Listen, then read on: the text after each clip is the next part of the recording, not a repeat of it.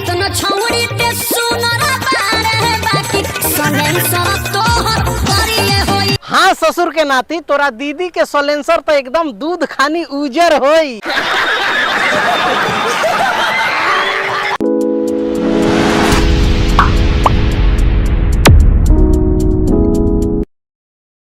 का हाल बा भाई लोग, हम आशा करत तानी कि रउआ लोग ठीक होखेब। जलवा है हमारा।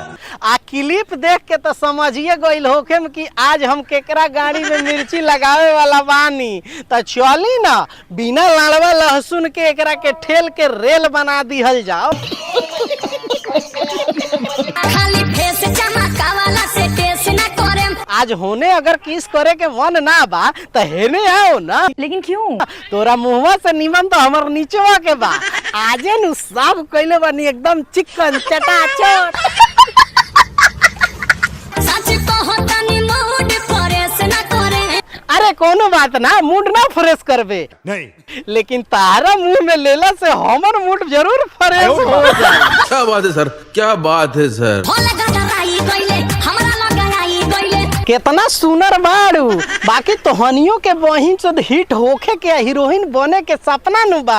बात तो सही है। तो ऐसन ऐसन लंड फकीर के झांट जैसन गाना पर कमर तो हिलेबे नु करबू। ऐसे कैसे चलेगा दीदी? भगवान भी ऊपर से देखत होयन नु तो सोचत होयन कि हम गलती कोई नहीं भेज के।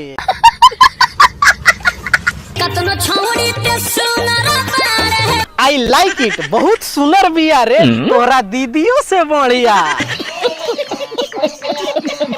बाकी सलेंसर तोहर करिए होई। देख लेलू एक सेकंड में को देलू तहरा इज्जत के तार तार। क्या बात कर रहे हैं? अब बचल का तहरा इंजन के तो कॉलर तक बता देलक। बाकी तोहार करिया बा, लेकिन एकरा दीदी के नु एकदम दूध खानी उजर बा।